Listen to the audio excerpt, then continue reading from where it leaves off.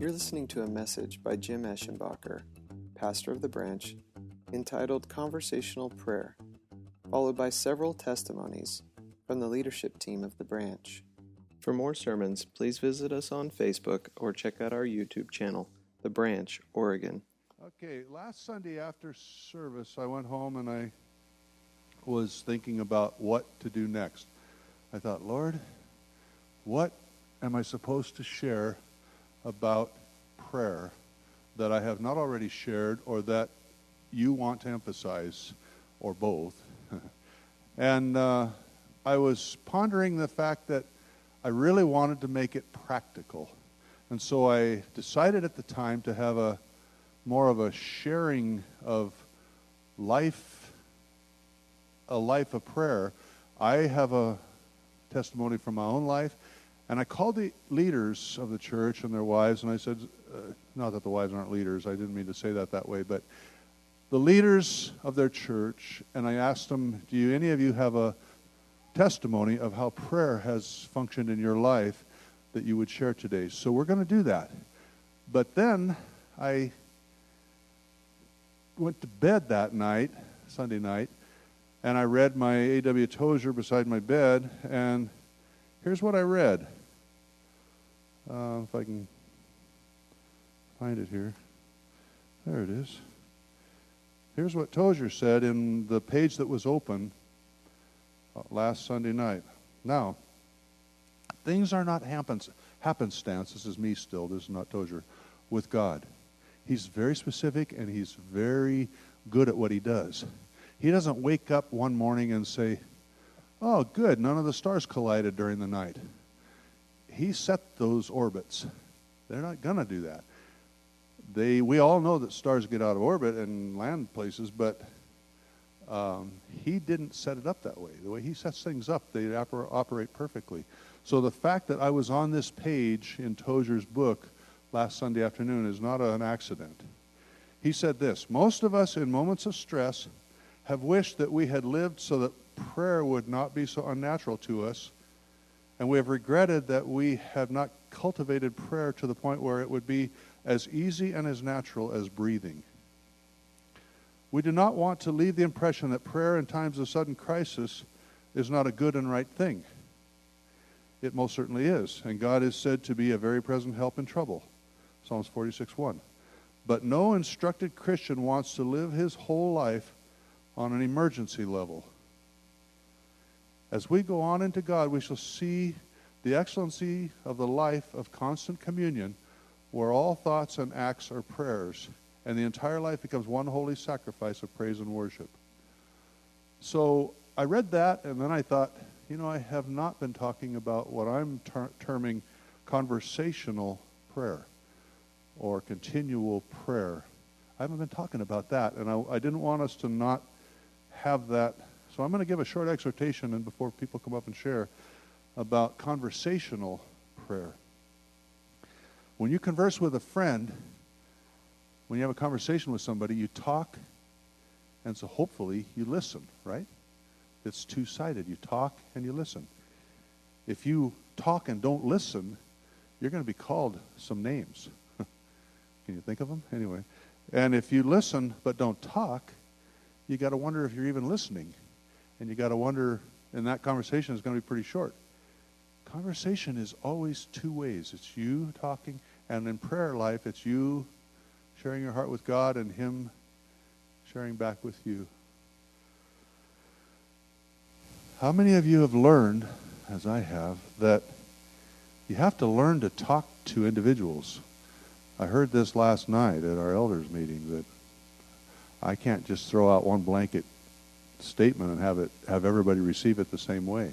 I have to converse with people where they are. My brother Jake and I are almost always humorous with one another. And you met Jake. He's the big tall one. They're all big tall ones. But anyway, he's one of the big tall ones. And Jake and I are always humorous. He will usually say something to me that is to invite me to come back in the same vein that he's starting in. And so his opening comment will be rather humorous or delightful, and I'm supposed to come back with something that fits that. And we talk that way. And I can exchange with some people using sarcasm. We understand each other. Can't do that with Carla. When I first met Carla, I was sarcastic because it's kind of natural for me, and I found out that she had a very adverse reaction to sarcasm because of something that had happened to her as a young lady, a young girl. So her memory of sarcasm is really poor. My use of sarcasm was really stupid. And now some people I can be very direct and short with, and they can take it.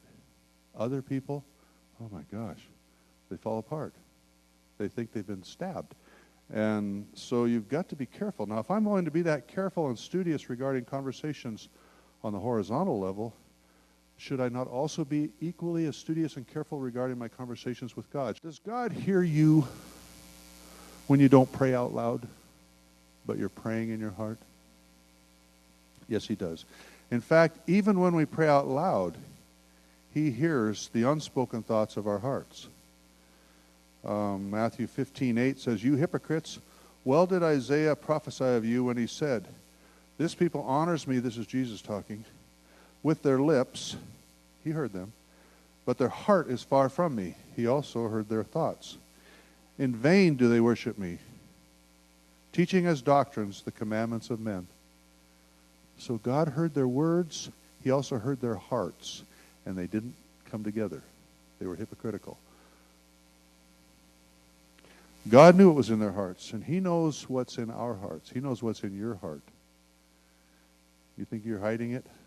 You're not. He knows when you're praying in your heart and when you're just zoning out. I have a story there that I wasn't going to tell, but anyway, when I first started into business for myself, I started a painting company. I lived in Spokane, and I hired a guy from church who needed work, and he was late, like, I don't know how many mornings in a row, 3 or 5, and you know, the painting crew had to show up, and then I had to disperse them to their homes that they were painting, and if he was late, everybody was late. And so I finally, on one day, I said to him, "Bruce, you can't do that. You can't be late." And he goes, "I'm sorry. I was laying before the Lord this morning, and it just got away from me." What he said was, I slept in, but he said it in a way that was real spiritual. He wasn't praying. He was just sleeping. But anyway, so God knows when you're just sleeping or daydreaming or when you're praying in your heart. So make sure you're aware of that before you set yourself up. Now, when you're praying without your voice, just know in your heart, in your mind, in your thoughts, whom you're praying to. That goes all the way back to our first lesson in prayer, which was 3 weeks ago or something like that, 3 or 4, that we're praying to God, and we need to know and accept who God is in all this. And then as soon as you can, add words to your thoughts. And make sure your words express the thoughts that are in your heart. Don't be a hypocrite. This is just talking about getting along with conversational prayer with God. Silent prayer is not a substitute for spoken prayer. It's a focus in our hearts to help us sustain our thoughts toward God until the time when we can openly talk to God. Don't be content with unspoken prayer. When Jesus was asked to teach the disciples how to pray, he gave them the Lord's Prayer, which he spoke. His answer included the act of speaking. He didn't say, "Think about this." He said, "Say this." Now, we ought to live in an attitude of God consciousness. He is in our every thought. Conversing with him is a natural expression of our thoughts that are continually on him. Last week I mentioned thinking according to the admonition of Philippians 4, verse 8. I recommend that we learn that verse. If you can't memorize it, at least memorize the address so you can look it up. I'll read it again. "Whatever is true, whatever is honorable, whatever is just, whatever is pure, whatever is lovely, whatever is commendable, if there is any excellence, if there is anything worthy of praise, Think about these things. What that says in a nutshell is everything you think about must include God. He's honorable. He's worthy of praise. He's excellent. He's commendable. He's pure. He's lovely. Your prayer conversation with God will be according to your relationship with God. When I first met Carla, I didn't know that sarcasm hurt her feelings. I learned that as our relationship grew. My relationship with Carla got stronger, and I realized, don't be sarcastic with Carla. Well, your relationship with God, your conversation with God will reflect your relationship. If you have a hard time, or if you can't say, God, I love you, then your relationship's not complete. Because that should be, even for a man, that should be part of your relationship with God. God is real. He's not some entity that doesn't care what you have to say. He's real. Treat him that way. Get to know him, and your prayer life will be impacted by your knowledge of him and your love with him. Carla knows when I'm listening to her. She knows when her opinion matters to me. If she can know that, can God? Yeah, he can. He knows everything. Get in the habit of talking with him. Use your voice and your language. Don't try to impress him with Old Testament English. Thou, thee, thus. And also don't try to impress him with your modern contemporary use of English. Hey, best friend, how you doing? There's a respect and value that you have toward God that would prevent that if you really thought about who he is in the world and who he is in your life. But use your voice and your language. That's what he created you with. Just talk to him as you would talk to a loved one. He's always near to us.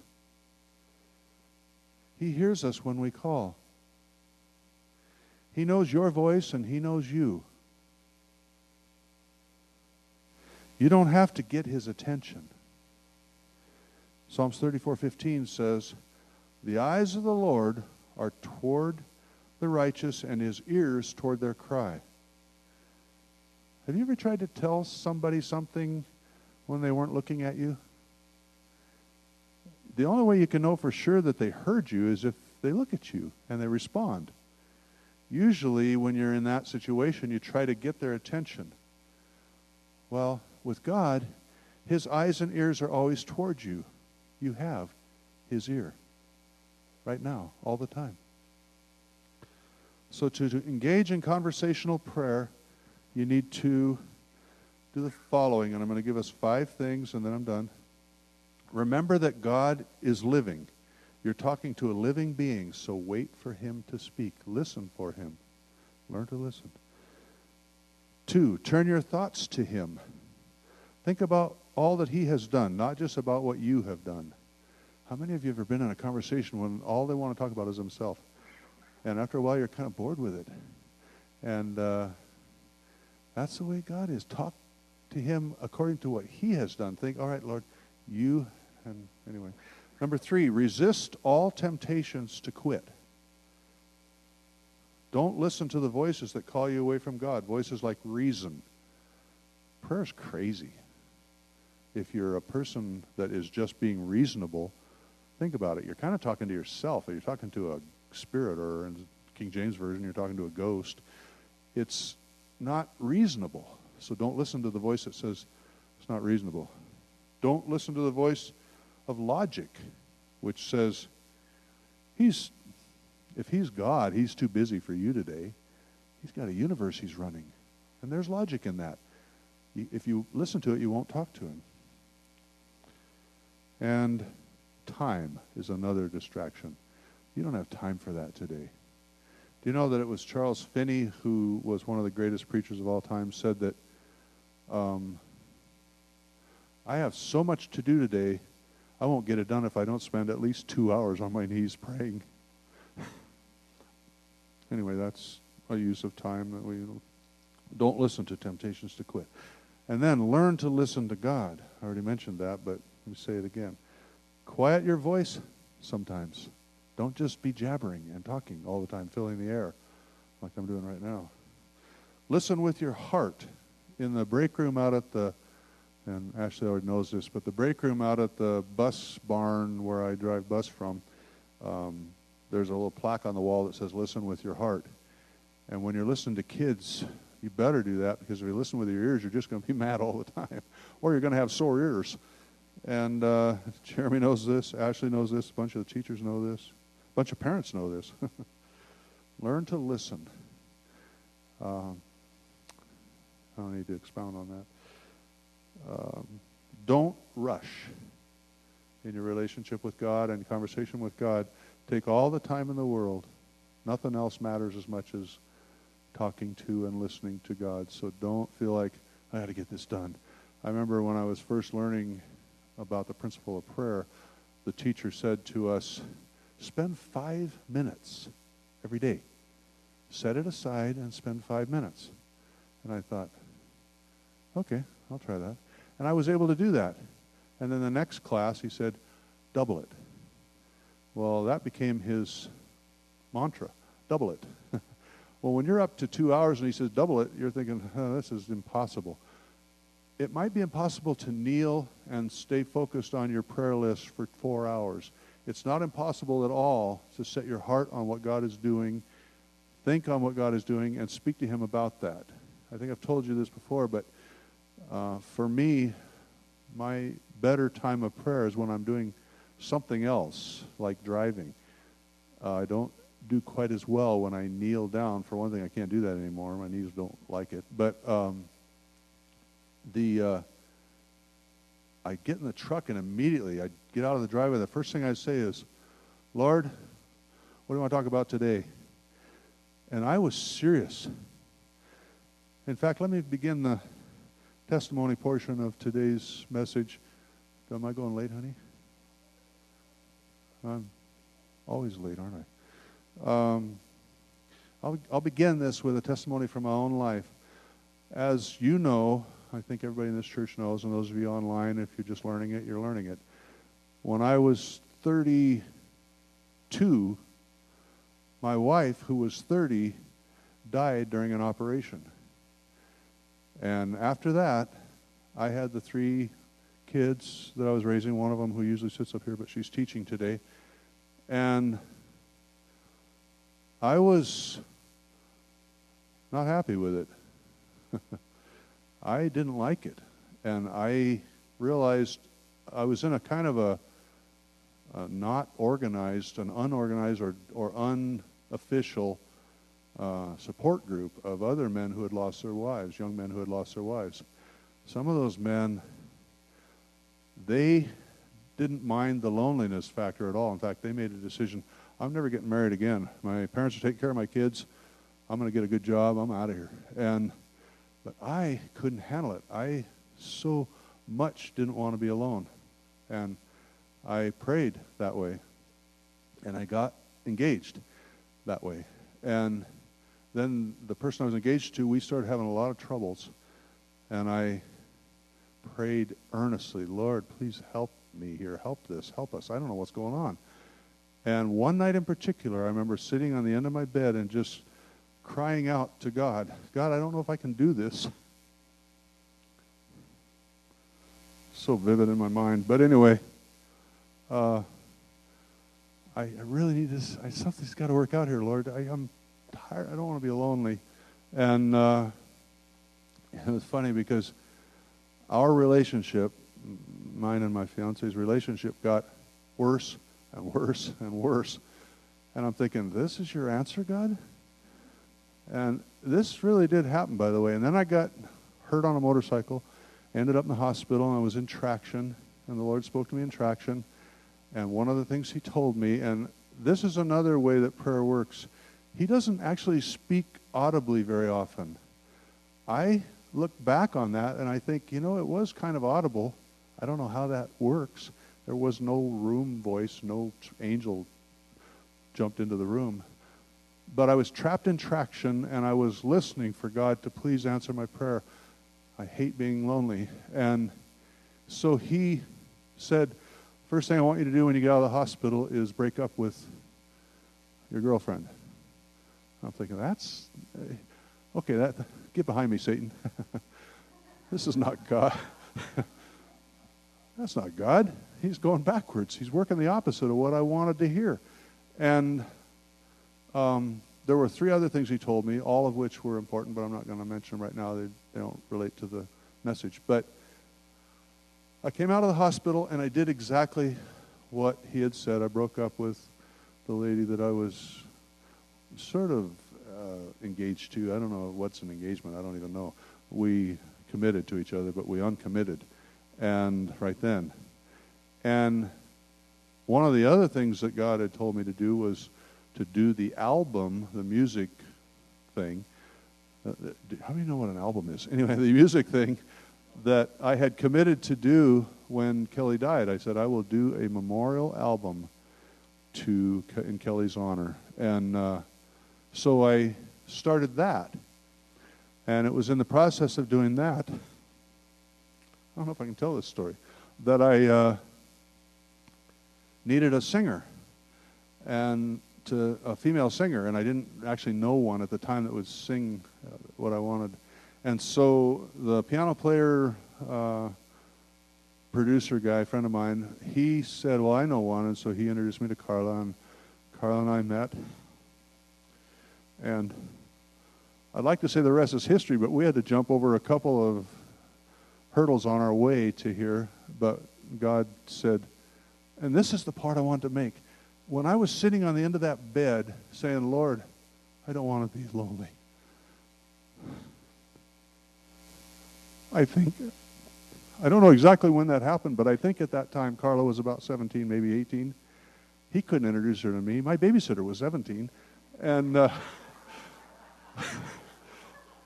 would have said, what's that, Lord? Are you trying to get me in jail? And so it took a year or two after that prayer, and she went through her own series of things, and then we met.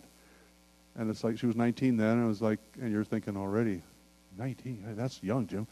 Yeah, but it's a whole lot older than 17. And anyway, I'm telling you this story because this was an answer to prayer. God didn't answer it the way I originally saw that it should be answered, and he didn't answer it in the timing that I thought I needed, but he answered it. And Carla and I have not ever figured this out, but I'm not so sure that night when I was crying out, she might have, at that point, been starting to date the pastor's son at the church she was at, and he was quite a bit older than her. God was getting her ready for this old man with 3 kids. And lo and behold, my answer to prayer sits right here, and she's with me every day here. That is a testimony from my own life of how God didn't answer it in the timing or in necessarily the way that my original thoughts were thinking, but he answered it so much more perfectly. And the point of that is to say, pray. Tell God. And I was a little ashamed to tell him I didn't want to be lonely, but I shouldn't have been ashamed. That's just part of the deal. I didn't want to be lonely. And I am not a man who can survive in this life unmarried. I mean, I could survive. I can probably, I don't know, I don't want to try. That's who I am. I'm a man who doesn't want to survive in this world unmarried. God knew that. So don't be ashamed or afraid or in any way inhibited from telling God who you are, what you see him as, who you see him as, and what you need in your life. Chelsea and Jeremy, do you guys want to come up and share your stories? Chelsea's great. I'm doing this not necessarily in order of importance, but in order of how they got back to me. And Chelsea was first. So, although she is very important, I didn't want to put her down right then. I just didn't want you to think that somebody else is less important. So here you go. Hi, I'm Chelsea, and I am Jeremy's wife. Last week when Jim was talking about prayer on the backside of our notes from last week, when he talked about when Peter walked on water and then he saw the wind and Jim was talking about how that is like he saw the wind and it scared him, and he started sinking because he didn't have his eyes on Jesus.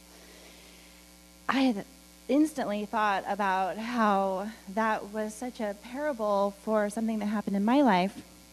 And then Jim asked if we had anything to share, so it came right to the front of my mind. Years ago, my family, we were going through just some really hard times. It's harder than I thought it would be. And I was at home and I was praying. And at that time in my life, I just was praying for God just to help me get through the day. And my dad was dying, and I was having miscarriages. And I just asked the Lord, just help me get through this. And I had been praying for months and months. And everybody has things like this that happen in their lives, and it was a really hard season, and it was a season that was just so stormy for me. And it's amazing how God can show you such amazing things that it can affect the rest of your life when you go through these times in your life. And I was blessed with praying one day, and I had my eyes closed, and God in my mind appeared before me. Jesus was at the end of this track. It was like Hayward Field or something. And he was standing there, and I was on one end of the track, and I looked out at him, and there was all this garbage and trash and just debris all over the track.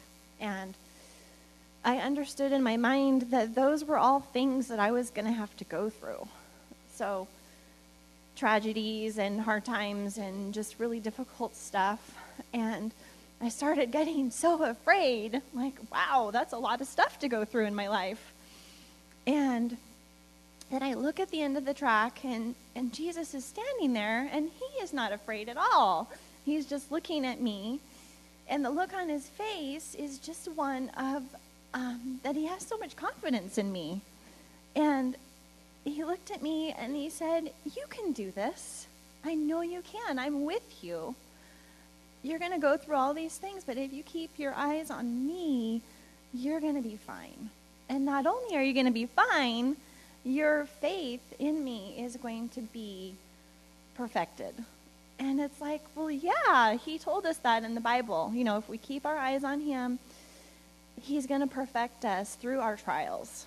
And so now, when I'm in a happy time in my life, sometimes Satan even uses that image to scare me, because I start thinking about, oh my God, what is going to happen to me? Because I know there's going to be things that happen in my life that are going to be hard. Jesus showed me that there's going to be all these things, and I start thinking in my mind, and I make up all this fear comes at me, and I start thinking, what's it going to be? Is it going to be something with Sarah? Is it going to be something with my mom? Is it going to be something that happens to me or Micah or whatever? And then I have to remember that the point of God giving me that vision was to remember to keep my eyes on him. And just like Jim was saying, are we looking at the wind? Are we looking at all the stormy things that are in our life? Or are we looking at Jesus, who promises he's going to be with us through it all? And so I just have to remember that and try not to listen to Satan, because he just really tries to get me there. But anyways, it was just an amazing time in my life, and I'm so thankful that he gave me that vision through prayer. And I don't know. That's it.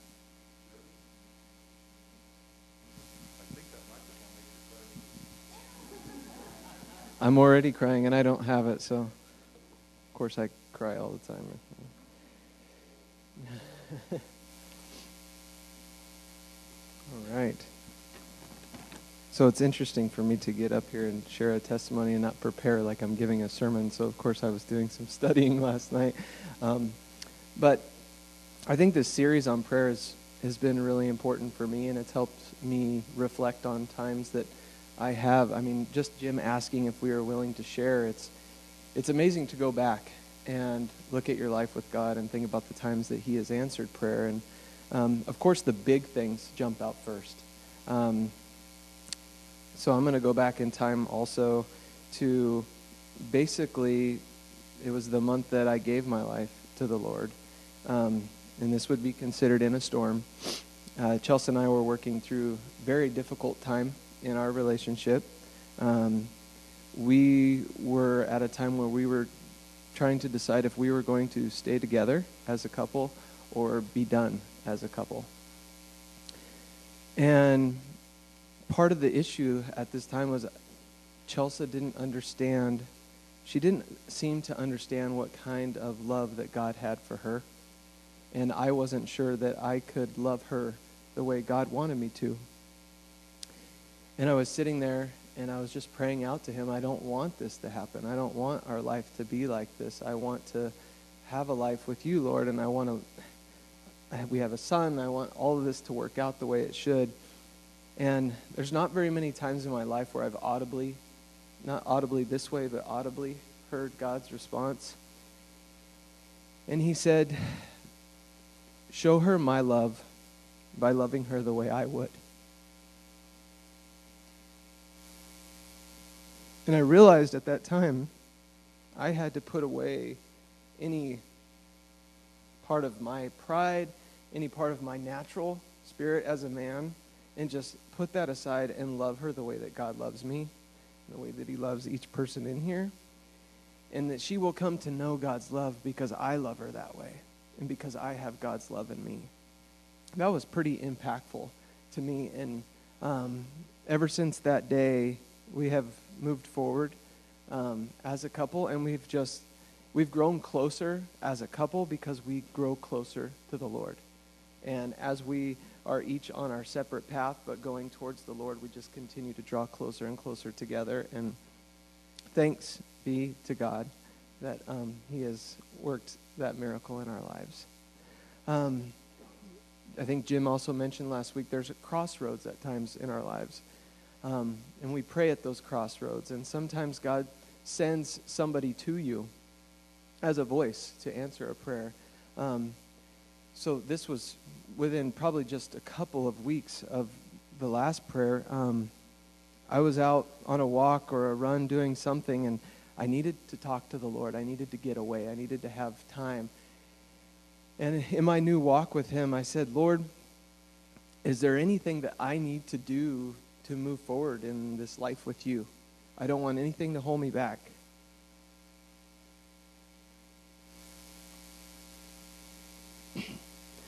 And again, I heard him say, you need to get things right with your dad. I know that was from God because I hadn't thought about my relationship with my dad for years. I thought everything was fine. I thought I had forgiven him for different things. But apparently God knew my heart. Imagine that. So I don't want to go into detail, but let's just say I opened up the channel of communication. I started praying. My dad responded. And then he used me as a messenger in his life. And for those of you who know, my dad started coming to church. It was about 3 years ago now. 3 years ago, he follows the Lord. His wife follows the Lord. My sister. I had no idea that when God said, get things right with your dad, that he was going to do something like that. It just goes to show that when we're obedient, he has a much, much bigger, greater plan in mind than we do. So, do you have one of those tissues?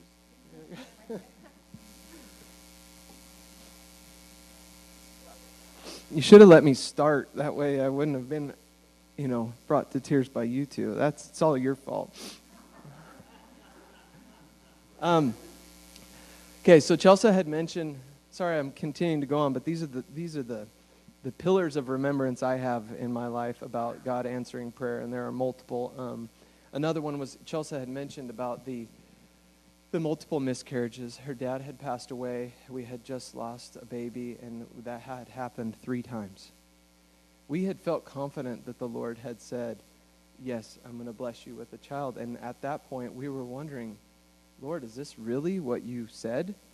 And so I was having my morning devotional time with the Lord, and I had just read the story of Abraham, story of Abram and Sarai, and I said, what is going on, Lord? We thought we heard you. We thought that we heard that we are to have a baby, and I was just crying out to him at that time, and he said, you will have a baby.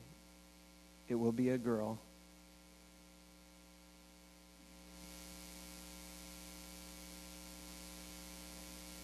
And you will name her Sarah. And it was amazing from that point on. I had no doubt that was going to happen. And even up to the point a couple months later, we were on a trip, and Chelsea was experiencing things that you experience with pregnancy, and she was fretting and she was worried, and I shared what the Lord had said to me. And I said, I'm not worried at all. He said this, and I believe in him. And it was amazing, and just me being able to speak that truth into her life. And then from that point forward, it was so neat, because then I was able to share the story with her and with Micah, and we started talking about names, and it was like there's no reason to think of any names, and we didn't even talk about boy names. That was the amazing thing. We just knew that it was going to be a girl, and her name was going to be Sarah. And so all I have to do is look at Sarah, and I know that God answers prayers. So those are the big ones. There's also the day-to-day prayers that we have every day. And, I think it's in James 5 where he says, the earnest prayer of a righteous man has much power and accomplishes great things. And when we don't have, these are special times in my life. I can't say that I hear from God audibly like this normally or regularly. But it's the day-to-day things as we trust in him. And, Jim wrote at the bottom of his notes last week, pray, watch, wait, trust, and pray. And that's more what my prayer life is every day. I pray, I watch, I wait, I trust. That's the hard part. But those things, the way he guides us along, whether it's I go on a walk and I'm praying, or I'm praying at my devotional time, it's amazing when God will speak to you and he just puts an impression on your heart. A lot of times it's when I'm mowing the lawn, of all things. I'm mowing the lawn and I have those quiet earmuffs on, and it's just I'm having that conversation with the Lord, and it's that waiting and trusting part for decisions in life. If you wait on him, he is going to guide us into the right path. I think about what Jesus said in John 17. He's praying for us. Jesus, our Savior, was praying for us.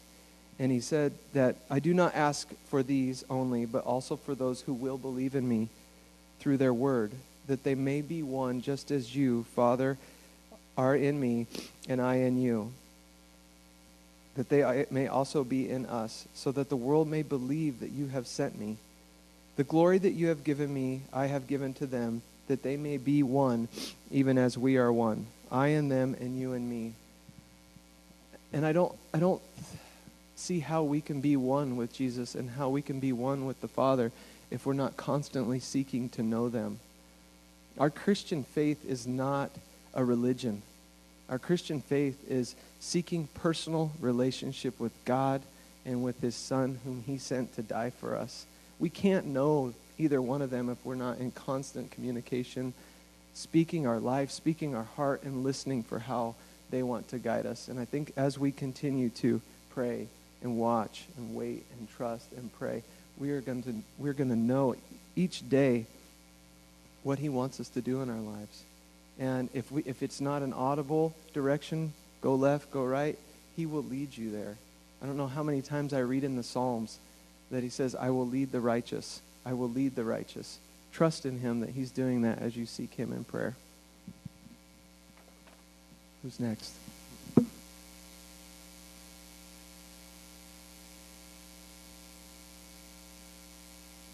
you, Jeremy. Thank you, Chelsea. I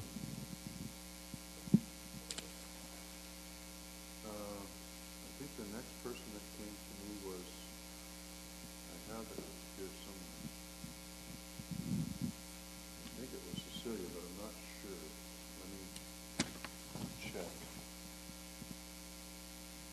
now it's William and then Cecilia. But either way. You guys know this drill. I know this drill. Thank you guys for your testimonies. Those are great. I, for one, kind of am sad that this series on prayer is coming to an end because it's just been so good for me. It's such an important part of life. When Jim sent out that email Sunday night or Monday night, for some reason the two stories that came to my mind were when the disciples were in the garden and Jesus asked them to pray, and then he came back and he found them asleep. I guess they were lying before the Lord.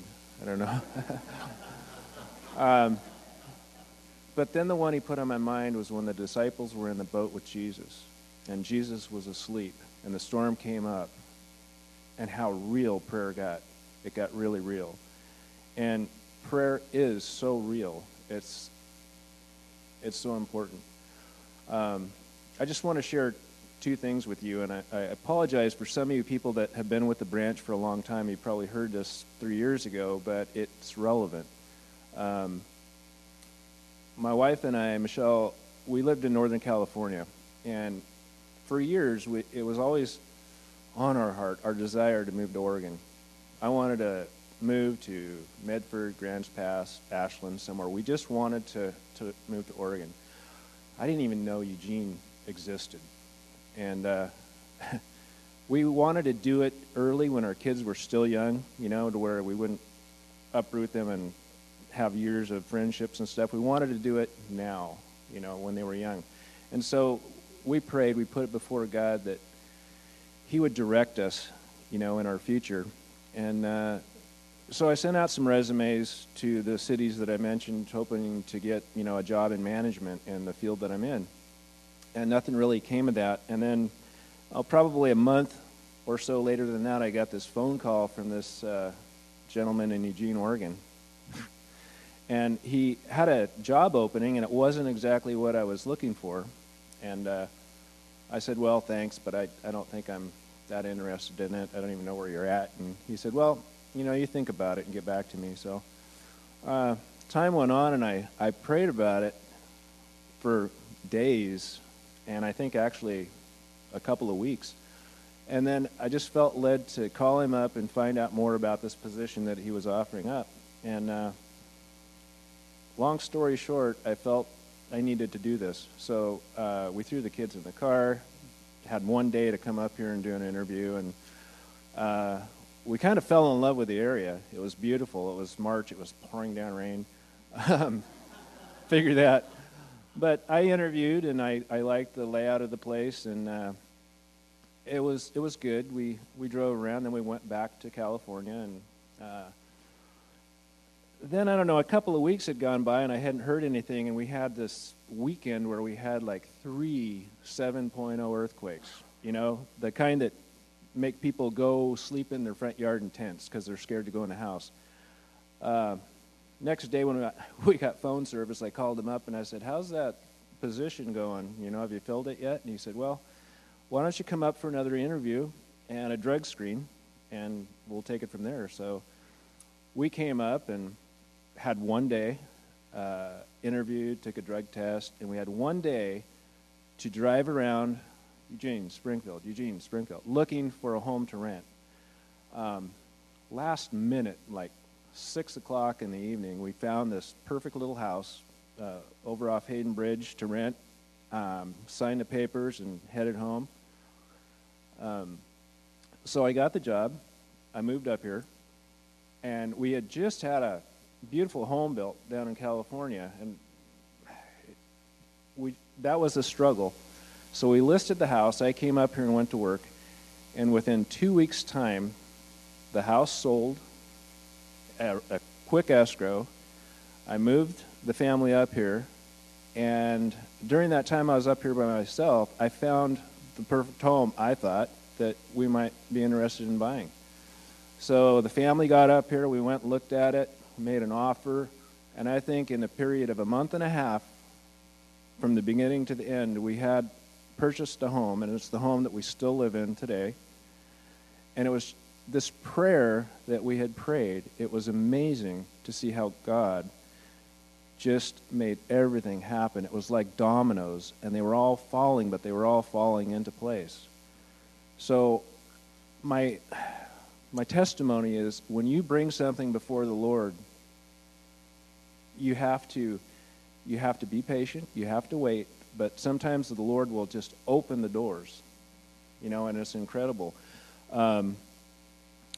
Now that was in the beginning. Another story about prayer is, when I interviewed for that job, the guy said, well, what's your goal if I were to hire you? And I said, well, I want to have your job, and we both agreed that might have been the right answer. The only problem with that is he was my age, and he'd been doing this job for a long time. And so after a few years, I kind of figured that, well, the advancement opportunity might not quite be there, because we had become friends. We figured we're just going to ride this out and retire together, Strange things happen. Like a year and a half ago, he decided to leave the company, and I thought, great. I'd already given up that desire to have his job. I was content, and for a lot of you that know me, I do not like change.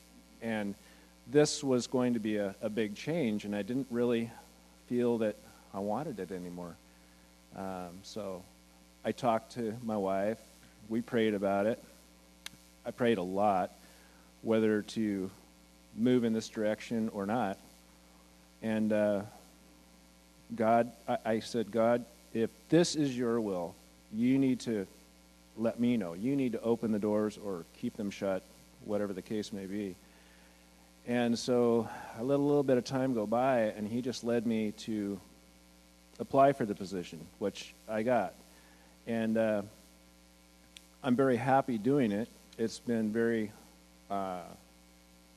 it's been a learning experience. But there's not a day that goes by that I don't start my day. I don't go into work until I've had time to talk to God and say, God, you blessed me with this job because I asked if it was your will or not. And obviously it was your will, I got it. But I can't do this alone. I don't have confidence in myself to make many of these decisions, but I know I'm confident that you are in me and that you are guiding me and that you will guide me in all of my decision making and the things that I have to do. So, two kinds of prayer there. I mean, you put it before the Lord and you wait. But the important thing about prayer is it's a lifeline to God, like you spoke about. We can be on our knees for 5 minutes, but, we can be with God for the next 12 hours. There's a lot of times, and I've shared it before, where things get going kind of crazy at work, and I just got to throw my stuff down on the desk. I go outside, and I walk the perimeter of the property, and I just have to remove myself, and I have to go talk to God. Not necessarily that he gives me answers at that time, but I can communicate. So those are just two examples of how important prayer has been in my life and how I value it. Cecilia? You want to say? Yeah.